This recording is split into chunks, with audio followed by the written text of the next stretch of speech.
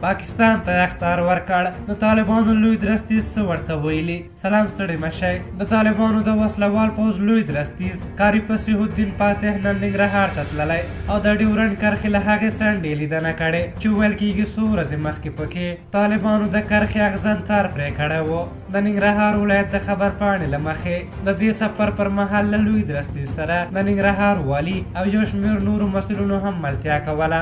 سرچینه زیاتوي. مسؤلینو په فرضي کرښه کې د امنیتي ځواکونو چمتووالی له نږدې وکتلو او دوی خپلو مسؤلیتونو ته ځیر کړل.